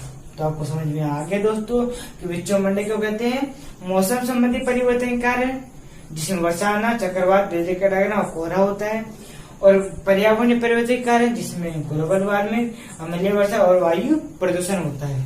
तो आपको समझ में आ गया होगा दोस्तों विक्षोभ मंडल क्यों कहते हैं। और दोस्तों क्षोभमंडल के कितने पर क्या क्या कह सकते हैं? उसे परिवर्तन मंडल भी कह सकते हैं। क्यों? ग्रीष्म में तो क्षोभमंडल की ऊंचाई बढ़ जाती है और क्षोभमंडल कम हो जाती है, इसलिए संवहन मंडल कहते हैं गर्म ठंडा होने के कारण, और विक्षोभ मंडल कहते हैं पर्यावरण परिवर्तन के कारण और मौसम संबंधी परिवर्तन के कारण दोस्तों। तो आपको क्षोभमंडल के बारे में जो इतनी जानकारी मैंने आपको बताया हूँ आपको समझ में आ गया हो दोस्तों। तो क्षोभमंडल के बारे में आगे देख लेते हैं। अगर दोस्तों क्षोभमंडल के बारे में आगे, तो दोस्तों क्षोभमंडल में तापमान को लेकर क्या क्या क्वेश्चन बनते हैं वो देखते हैं दोस्तों। ब्रेक मारकर ले लेता हूँ। तो दोस्तों जब हम क्षोभमंडल में नीचे से ऊपर जाते हैं, कहाँ? जब क्षोभमंडल दोस्तों हम नीचे से ऊपर जाते हैं तो तापमान में कमी होती है। क्या होती है? तापमान में दोस्तों कमी होती है। किसके कारण? वहाँ जल वाष्प की उपस्थिति होने के कारण दोस्तों जब हम क्षोभमंडल नीचे से ऊपर जाते हैं तो तापमान में कमी आती है। कितनी कमी आती है दोस्तों? तो देख लेते हैं। जब हम 165 मीटर की ऊंचाई पर जाते हैं, 165 मीटर की ऊंचाई पर जाते हैं तो 1 डिग्री सेंटीग्रेड की कमी आती है तापमान में। और जब हम 1000 मीटर की ऊंचाई पर जाते हैं दोस्तों तो 6.5 डिग्री सेंटीग्रेड की तापमान में कमी आती है। तो आपको समझ में आ गया कि जब क्षोभ मंडल में नीचे से ऊपर जाते हैं तो तापमान में कमी आती है। किसके कारण? जल वाष्प के कारण। और कितनी कमी आती है? 165 मीटर की ऊंचाई तक 1 डिग्री सेंटीग्रेड की कमी आती है। 1000 मीटर की ऊंचाई पर जाते हैं तो 6.5 डिग्री सेंटीग्रेड की कमी आती है दोस्तों। और एक और बात यहाँ दोस्तों कि दोस्तों ये हमारी पृथ्वी है और जो वायुमंडल है, वायुमंडल में दोस्तों 98%, क्या दोस्तों? वायुमंडल में 98% जल वाष्प दोस्तों पृथ्वी से 10 किलोमीटर की ऊंचाई तक ही पाया जाता है। कितना? 98% जल वाष्प पृथ्वी से 10 किलोमीटर तक की ऊंचाई पर दोस्तों 98% जल वाष्प पाया जाता है। तो अब आगे दोस्तों ये हमारी पृथ्वी है। क्या है दोस्तों? ये हमारी पृथ्वी है। और पृथ्वी से दोस्तों पृथ्वी है दोस्तों, और पृथ्वी का जो समुद्र तल है, पृथ्वी समुद्र तल से लेकर दोस्तों 3 किलोमीटर तक दोस्तों निचली परत है, क्षोभ मंडल की निचली परत है ना। और 13 किलोमीटर तक दोस्तों ऊपरी परत है। कौन सी परत है? ऊपरी परत, क्षोभ मंडल की ऊपरी परत। तो 2 प्रकार के क्षोभ मंडल, निचली परत, क्षोभ मंडल की निचली परत और ऊपरी परत। तो जब पृथ्वी के समुद्र तल से ऊपर जाते हैं 3 किलोमीटर तक तो निचली परत कहलाती है, और 3 किलोमीटर से ऊपर 13 किलोमीटर तक जाते हैं दोस्तों तो ऊपरी परत कहलाती है। और समुद्र तल से दोस्तों 3 किलोमीटर तक क्या कहलाती है? निचली परत। तो दोस्तों समुद्र जो निचली परत है, निचली परत में दोस्तों तापमान में वृद्धि होती है। किसके कारण? घर्षण के कारण क्या होती है दोस्तों? जो निचली क्षोभ मंडल की जो निचली परत है दोस्तों उसमें तापमान में वृद्धि होती है। किसके कारण? घर्षण के कारण। तो आपको समझ में आ गया होगा दोस्तों कि तापमान से क्या क्या कौन कौन से क्वेश्चन बनते हैं। तो तापमान नीचे से ऊपर जाते हैं तो तापमान में कमी हो जाती है। फिर से समझा देता हूँ दोस्तों आपको। जल वाष्प के कारण 165 मीटर की ऊंचाई तक 1 डिग्री सेंटीग्रेड तापमान की कमी आती है। 1000 मीटर तक की ऊंचाई पर दोस्तों 6.5 डिग्री सेंटीग्रेड की कमी आती है। और ये पृथ्वी है, और पृथ्वी के समुद्र तल से 3 किलोमीटर की ऊंचाई पर दोस्तों निचली परत है। 3 किलोमीटर से ऊपर 13 किलोमीटर दोस्तों ऊपरी परत है। और इस निचली परत में दोस्तों तापमान में वृद्धि होती है। किसके कारण? घर्षण के कारण। तो ये था हमारा तापमान, है ना। अब है क्षोभ सीमा। क्षोभ सीमा है ना दोस्तों। तो समताप मंडल और क्षोभ मंडल को दोस्तों जो अलग करती है उसे क्या कहते हैं? उसे हम क्षोभ सीमा कहते हैं, है ना। कि समताप मंडल और क्षोभ मंडल को क्या करती है? क्षोभ सीमा दोस्तों अलग करती है, पृथक करती है ना। और दोस्तों भूमध्य रेखा से जब हम क्षोभ सीमा पर जाते हैं तो वहां दोस्तों उसका जो तापमान है वह -80 डिग्री सेल्सियस सेंटीग्रेड होता है। और हम ध्रुवों से जब दोस्तों क्षोभ सीमा तक पर जाते हैं तो उसका जो तापमान है वह -45 डिग्री सेंटीग्रेड होता है। तो आपको समझ में आ गया होगा दोस्तों।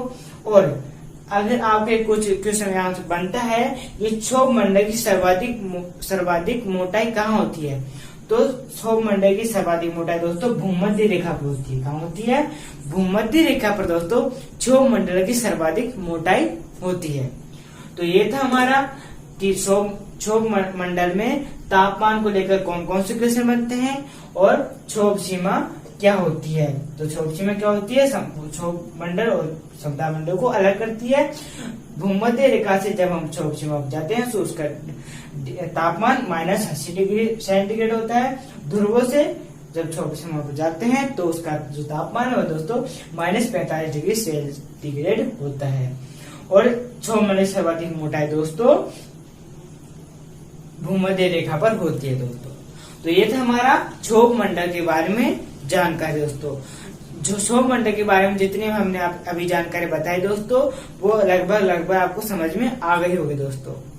तो जो हमारी पहली परत है क्षोभ मंडल वो कंप्लीट हो गई है। अब जो हमारी दूसरी परत है दोस्तों वह भी देख लेते हैं। आ गए दोस्तों अगली परत समताप मंडल। क्या? समताप मंडल दोस्तों। तो समताप मंडल की खोज दोस्तों 1902 में दोस्तों टोजरेंस डी बोर्ड ने की थी। किसने? टोजरेंस डी बोर्ड ने दोस्तों 1902 में समताप मंडल की खोज की थी। तो आपको पता है क्या कि समताप मंडल की खोज किसने की थी? 1902 में टोजरेंस डी बोर्ड ने दोस्तों समताप मंडल की खोज की थी। और एक क्वेश्चन यहाँ से पूछा जाता है कि समताप मंडल की मोटाई कितनी है? क्या? समताप मंडल की मोटाई कितनी है? तो समताप मंडल की जो मोटाई है दोस्तों वह 32 किलोमीटर है। उससे फिर दोस्तों ये बात बताना भूल गया आपको दोस्तों, ये पृथ्वी है हमारी, है ना दोस्तों। ये पृथ्वी है और ये भूमध्य रेखा है। क्या है? ये भूमध्य रेखा है। और हमने जो क्षोभ मंडल देखा था वो क्षोभ मंडल दोस्तों भूमध्य रेखा से 18 किलोमीटर तक दोस्तों क्षोभ मंडल रहता है। और जो समताप मंडल है दोस्तों वह भूमध्य रेखा से 50 किलोमीटर के एरिया में दोस्तों समताप मंडल होता है। जैसे 18 किलोमीटर तक कौन था? क्षोभ मंडल। और 18 किलोमीटर के ऊपर दोस्तों 50 किलोमीटर तक दोस्तों समताप मंडल पाया जाता है दोस्तों भूमध्य रेखा से। और अगर हम ध्रुव से बात करें तो ध्रुव से दोस्तों जो समताप मंडल है वह 40 किलोमीटर पर पाया जाता है। 40 किलोमीटर पर पाया जाता है दोस्तों। तो समझ में आ गया कि समताप मंडल दोस्तों भूमध्य रेखा से 50 किलोमीटर तक पर पाया जाता है और ध्रुव से 40 किलोमीटर की लंबाई पर पाया जाता है दोस्तों। और अब है दोस्तों वायु, जो एक क्वेश्चन यहाँ पूछा जाता है कि समताप मंडल की मोटाई कितनी है? तो दोस्तों समताप मंडल की जो मोटाई है यह 32 किलोमीटर है। कितनी है? जो समताप मंडल की जो मोटाई है दोस्तों वह 32 किलोमीटर है। जो 32 किलोमीटर की जो मोटाई है दोस्तों वह वायुयान उड़ने के लिए आदर्श ऊंचाई है। कि दोस्तों वायुयान उड़ने के लिए आदर्श ऊंचाई कितनी है? दोस्तों वायुयान उड़ने की जो आदर्श ऊंचाई है वह है कि दोस्तों 18 किलोमीटर के नीचे दोस्तों क्या है? क्षोभ मंडल। और 18 किलोमीटर 50 किलोमीटर तक दोस्तों 18 किलोमीटर से 50 किलोमीटर तक क्या है दोस्तों? समताप मंडल। मतलब कि 32 किलोमीटर का जो एरिया है 32 किलोमीटर का ये 32 किलोमीटर का जो एरिया है दोस्तों इसमें ये क्या है? यह वायुयान उड़ने के लिए आदर्श ऊंचाई है। जो हमारे वायुयान, एरोप्लेन, हेलीकॉप्टर ये सभी दोस्तों सिर्फ समताप मंडल में ही उड़ते हैं। इसको अच्छे से समझ लेते हैं दोस्तों। ये हमारी पृथ्वी है और दोस्तों पृथ्वी से 50 किलोमीटर पर दोस्तों क्या पाया जाता है? समताप मंडल। और 18 किलोमीटर तक ये इतने भाग में क्षोभ मंडल और इतने भाग में दोस्तों समताप मंडल। तो ये 32 किलोमीटर का जो एरिया है, ये 32 किलोमीटर जो एरिया है जिसमें समताप मंडल पाए जाते हैं, तो उस एरिया में दोस्तों इस 32 किलोमीटर का जो एरिया है उसमें दोस्तों वायुयान उड़ने के लिए ये आदर्श ऊंचाई है। ये 32 किलोमीटर जो एरिया है इसमें दोस्तों जो हमारे वायुयान है, एरोप्लेन मतलब वायुयान एरोप्लेन वो सभी दोस्तों इस 32 किलोमीटर जो एरिया मतलब जो समताप मंडल है दोस्तों उसमें उड़ते हैं दोस्तों। किसके कारण दोस्तों? मौसम, यहाँ दोस्तों जो समताप मंडल है उसमें दोस्तों मौसम संबंधी घटना नहीं होती है। क्या नहीं होती है? मौसम संबंधी घटना नहीं होती है दोस्तों। और वायु क्षैतिज दिशा में बहती है।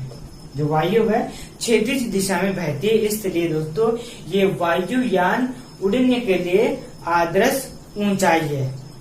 समझ में आ गया आपको दोस्तों कि आपको क्वेश्चन पूछा जाएगा कि समताप मंडल की मोटाई कितनी है? 32 किलोमीटर। और एक क्वेश्चन और पूछा जाएगा कि वायुयान उड़ने के लिए आदर्श ऊंचाई कितनी है? तो 18 से 50 किलोमीटर का जो एरिया है दोस्तों मतलब जो 32 किलोमीटर का जो एरिया है वह वायुयान उड़ने के लिए आदर्श ऊंचाई है दोस्तों। अब है ये समताप सीमा है। क्या दोस्तों? ये समताप सीमा है और ये क्षोभ सीमा है। ये क्षोभ सीमा है, ये समताप सीमा और ये क्षोभ सीमा दोस्तों।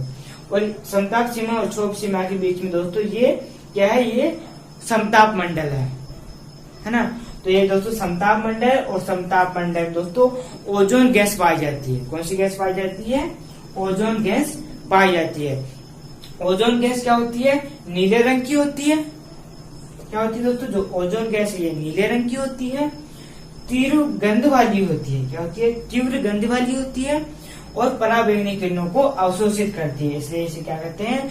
पृथ्वी का रक्षा कवच कहते हैं दोस्तों ओजोन गैस को।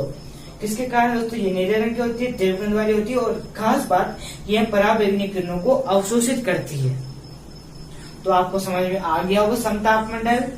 फिर से समझा देता हूँ दोस्तों कि खोज 1902 में टोजेंस डी बोर्ड ने की थी। समताप मंडल की जो मोटाई है वह 32 किलोमीटर है, और वायुमंडल की जो आदर्श ऊंचाई है वह 32 किलोमीटर है, और ये हमारी पृथ्वी है, और भूमध्य रेखा है 50 किलोमीटर पर दोस्तों समताप मंडल पाया जाता है, और ध्रुव से 40 किलोमीटर पर समताप मंडल पाया जाता है।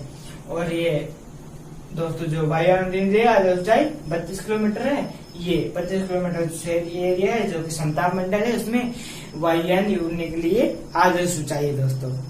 और किसके कारण? मौसम संबंधी घटना नहीं होती यहाँ, और वायु क्षेत्रीय दिशा में बहती है।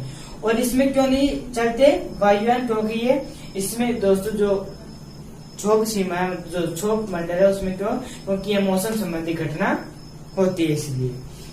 और ये समताप सीमा है, क्षोभ सीमा है, उसके बीच में ओजोन गैस पाई जाती है। मतलब कि समताप मंडल ओजोन गैस नीले रंग की होती है, तीव्र गंध वाली होती है, और पराबैंगनी किरणों को अवशोषित करती है दोस्तों। तो आपको जो समताप मंडल के बारे में इतना मैंने अभी आपको बताया हूँ, आपको समझ में आ गया होगा दोस्तों। तो अब समताप मंडल के बारे में आगे देख लेते हैं। आगे दोस्तों समताप मंडल के बारे में आगे। तो दोस्तों ये क्या है? ये क्षोभ सीमा है। ये क्या है? ये क्षोभ सीमा है दोस्तों। और ये क्या है? ये समताप सीमा है। क्षोभ सीमा और समताप सीमा के बीच में दोस्तों ये क्या है? ये समताप मंडल है। कौन सा मंडल है? ये परत है दोस्तों, जिसे हम समताप मंडल परत कहते हैं। और दोस्तों समताप मंडल में दोस्तों जब नीचे से ऊपर जाते हैं, समताप मंडल में दोस्तों जब नीचे से ऊपर जाते हैं तो उसका जो तापमान है उसमें वृद्धि होती है। क्या होती है? जो समताप मंडल का तापमान दोस्तों वृद्धि हो जाती है। कब? जब समताप मंडल में हम नीचे से ऊपर जाते हैं तो समताप मंडल के तापमान में वृद्धि हो जाती है। किसके कारण?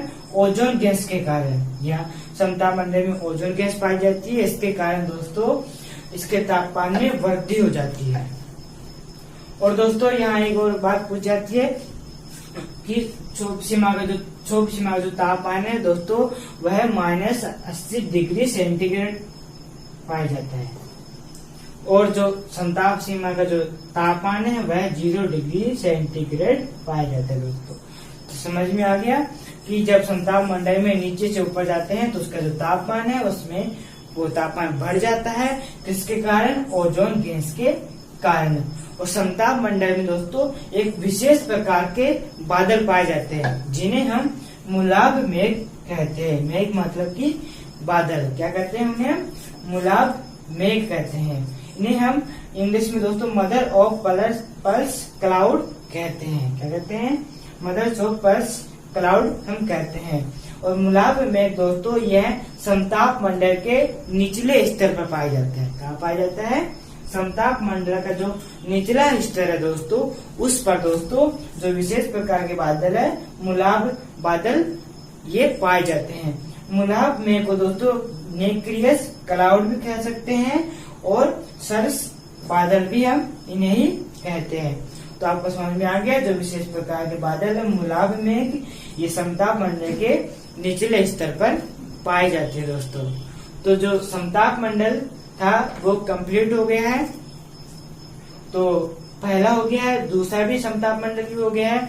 अब जो तीसरी परत है दोस्तों हमारी वह भी देख लेते हैं। तीसरी परत है दोस्तों मध्यम मंडल। क्या है? मध्यम मंडल दोस्तों। तो मध्यम मंडल क्या होता है दोस्तों? ये हमारी पृथ्वी है। क्या है दोस्तों? ये हमारी पूरी पृथ्वी है, और ये क्या है? ये भूमध्य रेखा है। ये हमारी पूरी पृथ्वी है और ये भूमध्य रेखा है। और दोस्तों जो मध्यम मंडल है ये भूमध्य रेखा से 80 किलोमीटर की ऊंचाई तक है। कहाँ तक दोस्तों? जो मध्य मंडल है ये भूमध्य रेखा से 80 किलोमीटर की ऊंचाई तक है। और जो मध्य मंडल है ये ध्रुव से 70 किलोमीटर की ऊंचाई तक है।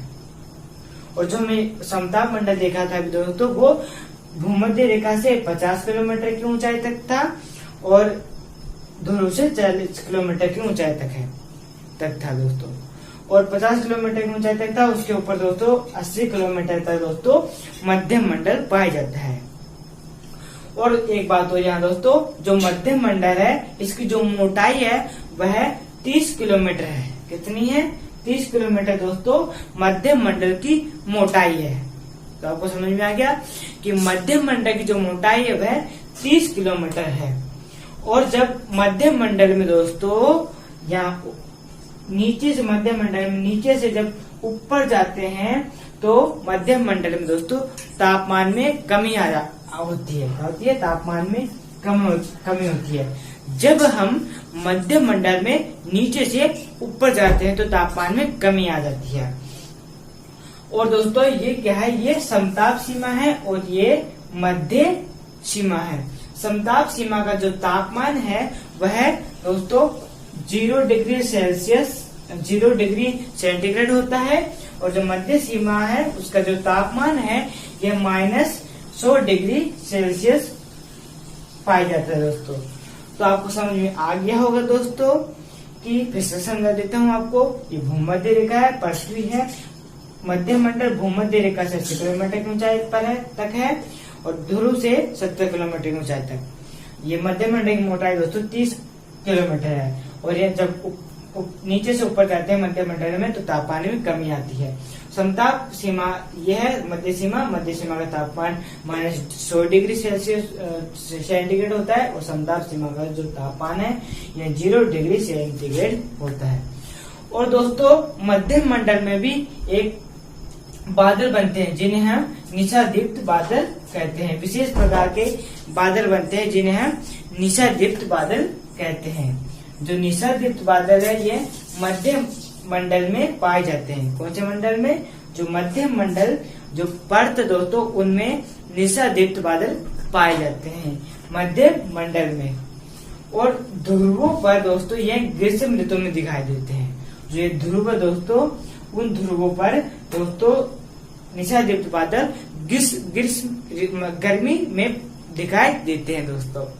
तो आपको समझ में आ गया होगा, निशादीप्त बादल मध्य मंडल में पाए जाते हैं और ध्रुवों पर में ग्रीष्म ऋतु में दिखाई देते हैं। और निशादीप्त बादल बनने के क्या कारण है? क्या दोस्तों निशादीप्त बादल बनने के क्या कारण है? पहला कारण है उल्का पिंड के टूटने की जो धूल है दोस्तों उसके कारण ये निशादीप्त बादल बनते हैं। जो उल्का पिंड जो टूटते हैं उनकी जो धूल है उसके कारण। दूसरा कारण संवहन क्रिया के कारण भी दोस्तों निशादीप्त बादल बनते हैं। तो दोस्तों आपको समझ में आ गया होगा, निशादीप्त बादल मध्य मंडल में पाए जाते हैं और ध्रुवों पर हमें ग्रीष्म ऋतु में दिखाई देते हैं। और इसके बनने के कारण है उल्का पिंड टूटने की धूल के कारण और संवहन क्रिया के कारण। तो ये थी हमारी तीसरी परत मध्य मंडल दोस्तों। तापमंडल मध्य सीमा के ऊपर, जो मध्य सीमा है दोस्तों उसके ऊपर तापमान में वृद्धि होती है तो उसके कारण उस पर को दोस्तों तापमंडल कहते हैं। क्या कहते हैं? तापमंडल कहते हैं। जब मध्य सीमा के ऊपर दोस्तों तापमान में वृद्धि हो जाती है इस कारण से तापमंडल कहते हैं। तापमंडल दो प्रकार के, कितने प्रकार के हैं दोस्तों? तापमंडल दो प्रकार के हैं, एक आयन मंडल और दूसरा आयतन मंडल। तो दोस्तों जो आयन मंडल है यह है चौथी परत और यह है पांचवी परत। तो इन्हीं दोनों के बारे में जानेंगे आज। तो आयन मंडल, इस भूमध्य रेखा से आयन मंडल दोस्तों भूमध्य रेखा से 640 किलोमीटर तक है दोस्तों। आयन मंडल दोस्तों भूमध्य रेखा से 640 किलोमीटर ऊंचाई तक है ना। तो आपको समझ में आ गया भूमध्य रेखा से आयन मंडल की ऊंचाई कितनी है? 640 किलोमीटर। हाँ, और हमने कल देखा था यहाँ तक मध्य मंडल था, यहाँ तक दोस्तों ये मध्य मंडल था ना। भूमध्य रेखा से 80 किलोमीटर तक ये यहाँ मध्य मंडल था। और ये जो भाग है ये वाला, ये कहलाता है हमारा आयन मंडल। समझ में आ गया दोस्तों? तो ये कौन सा है? ये जो ये परत दोस्तों वह है दोस्तों आयन मंडल परत। दूसरा है हमारा आयतन मंडल परत। आयतन मंडल परत दोस्तों, तो आयतन मंडल परत दोस्तों भूमध्य रेखा से, आयतन मंडल परत दोस्तों भूमध्य रेखा से 1000 किलोमीटर की ऊंचाई तक है। 1000 किलोमीटर की ऊंचाई तक दोस्तों आयतन मंडल है। और यहाँ अभी दोस्तों हमने देखा था यहाँ तक मतलब कि भूमध्य रेखा से 640 किलोमीटर तक दोस्तों आयन मंडल था, यहाँ तक 640 किलोमीटर तक। और उसके बाद 640 किलोमीटर से 1000 किलोमीटर तक दोस्तों क्या कौन सा है? आयतन मंडल। तो दोस्तों ये वाली जो परत दोस्तों वह कहलाती है आयतन मंडल परत। तो भूमध्य रेखा से 1000 किलोमीटर की ऊंचाई तक दोस्तों आयतन मंडल है दोस्तों। मतलब कि आयतन मंडल की ऊंचाई है भूमध्य रेखा से 1000 किलोमीटर तक। तो आपको समझ में आ गया। और आयन मंडल और आयतन मंडल को दोस्तों आयन सीमा अलग करती है। कौन सी सीमा अलग करती है?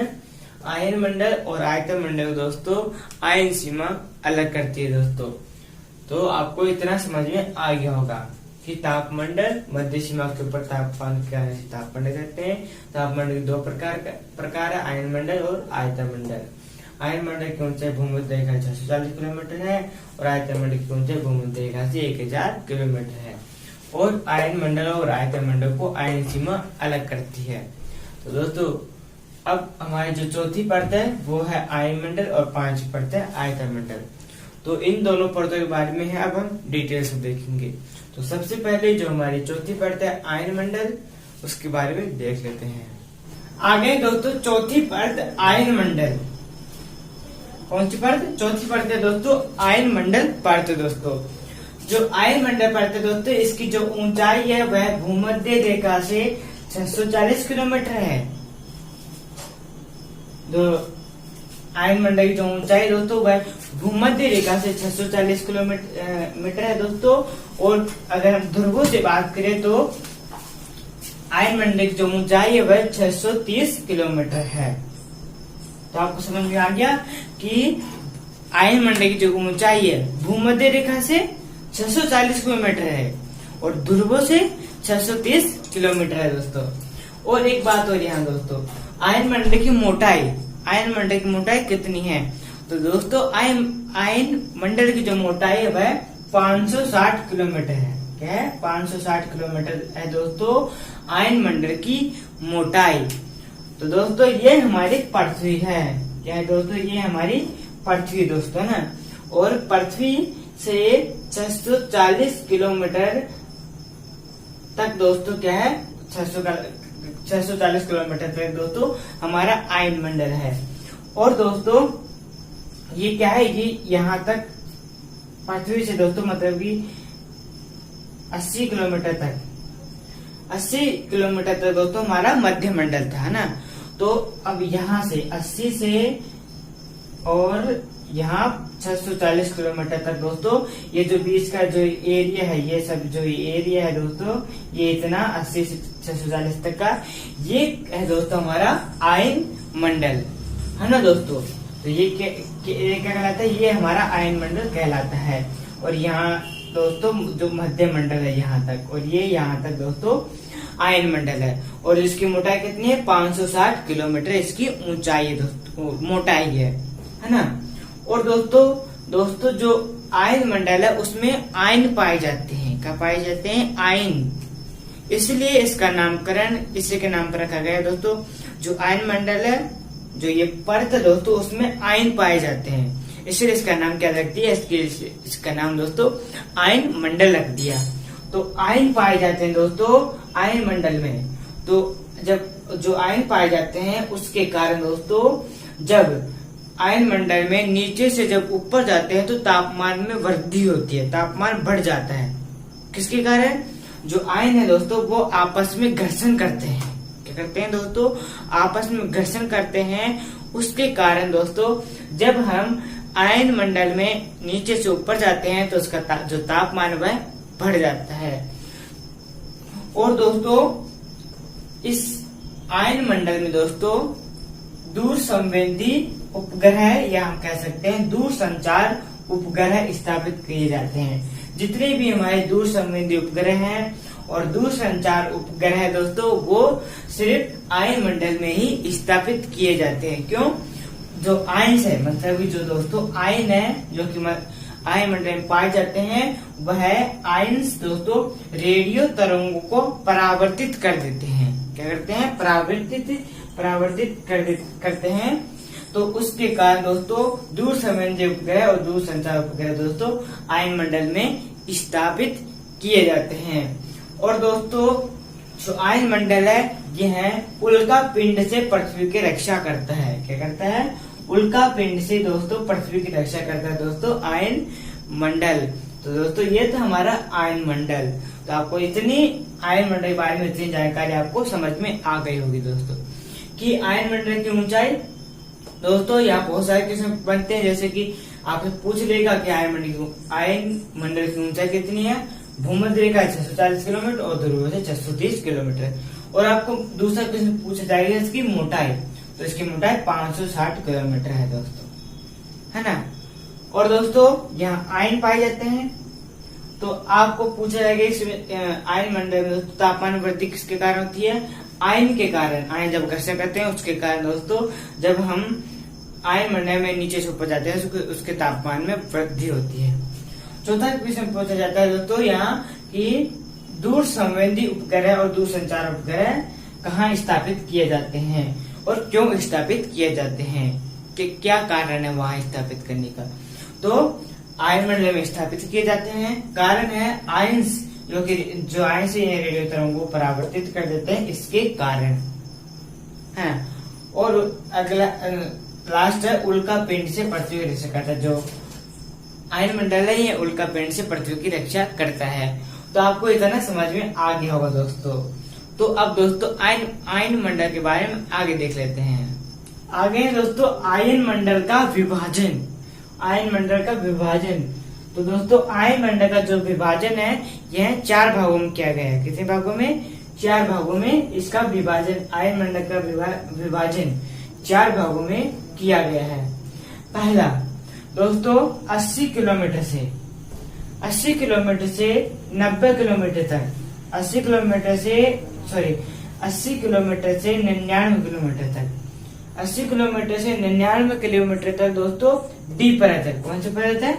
डी परत है ना। और फिर 99 किलोमीटर से 150 किलोमीटर तक दोस्तों ई परत है। कौन सी परत है? ई परत है। कहाँ से कहाँ तक? 99 किलोमीटर से 150 किलोमीटर तक ई परत है। फिर दोस्तों 150 किलोमीटर से 380 किलोमीटर तक दोस्तों एफ परत है। कौन सी परत है? एफ परत है। कहां से कहां तक? 150 से 380 किलोमीटर तक।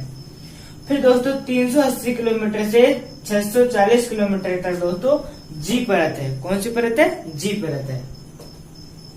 कहां से कहां तक? 380 से 640 किलोमीटर तक दोस्तों जी परत है। तो ये कितनी परत है दोस्तों? ये 4 परत है। मतलब दोस्तों आयन मंडल का जो विभाजन है ये 4 भागों में किया गया है। पहला सबसे डी परत में, ई परत, एफ परत और जी परत में दोस्तों ये 4 विभाजन है दोस्तों आयन मंडल के। डी परत 80 किलोमीटर से 99 किलोमीटर तक, ई परत 99 किलोमीटर से 150 किलोमीटर तक, एफ परत 150 किलोमीटर से 380 किलोमीटर तक और जी परत दोस्तों 380 से 640 किलोमीटर तक। तो ये था हमारा दोस्तों आयन मंडल का विभाजन।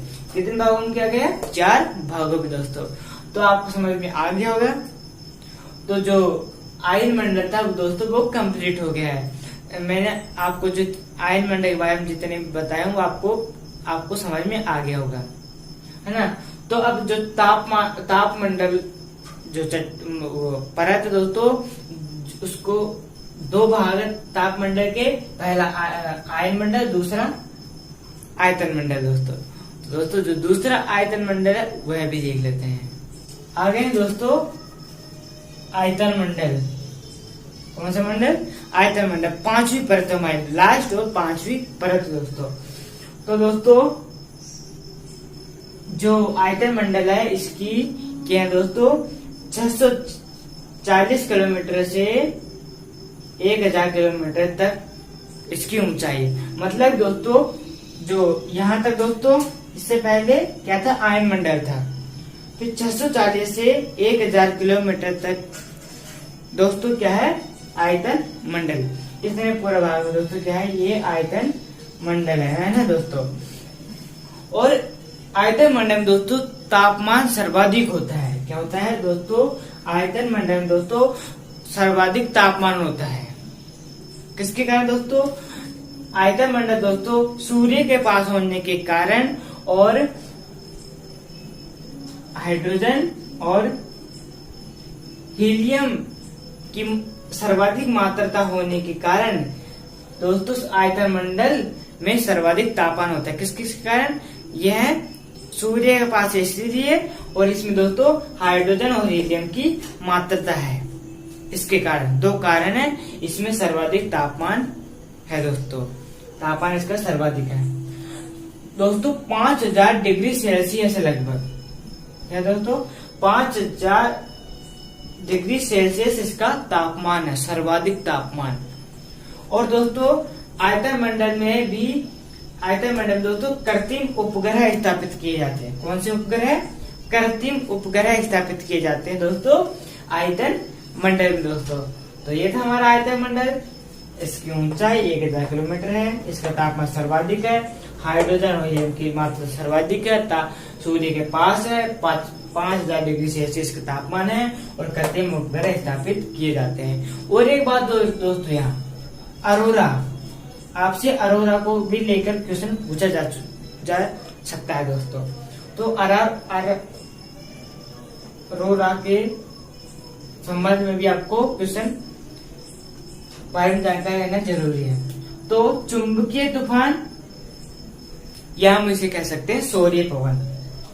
दोस्तों कभी कभी दोस्तों सूर्य से पवन चलती है जो कि हमें चुंबकीय तूफान के रूप में दिखाई देती है दोस्तों। कभी सूर्य से पवन चलती है जो कि हमें दोस्तों चुंबकीय तूफान के रूप में दिखाई देती है।